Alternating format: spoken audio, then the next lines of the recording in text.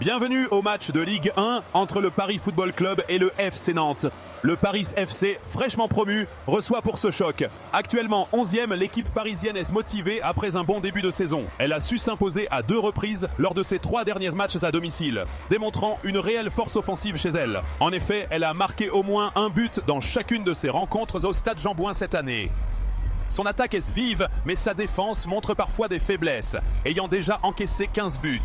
Nantes, 16e, traverse une période plus compliquée. Avec seulement une victoire cette saison, l'équipe nantaise cherche ses marques sous la direction de son nouvel entraîneur. Leur principal point faible réside dans l'efficacité offensive, avec seulement 5 buts inscrits. Cependant, le club possède un historique très favorable face au Paris FC, remportant leurs 5 dernières confrontations. Ce match s'annonce donc comme un affrontement entre la dynamique positive du promu parisien et la volonté de Nantes de renouer avec la victoire.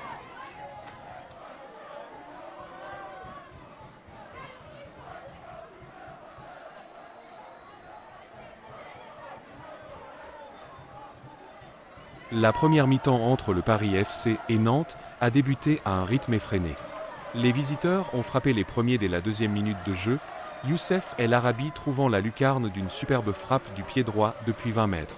Les Parisiens n'ont pas tardé à réagir, égalisant à la 15e minute par Samir Chergui, qui a achevé de près un corner mal dégagé par la défense nantaise. Le match, très engagé, a vu Nantes reprendre l'avantage à la 38e minute sur une nouvelle frappe lointaine, celle de Mati Ablin, dont le ballon a fini sa course dans les filets. La seconde période a été marquée par une intensité physique accrue et de nombreuses interruptions.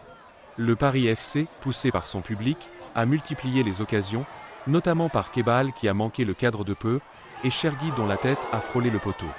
Les entrées en jeu de Jonathan Iconé pour les Parisiens et de Mostafa Mohamed pour Nantes ont tenté d'influer sur le duel.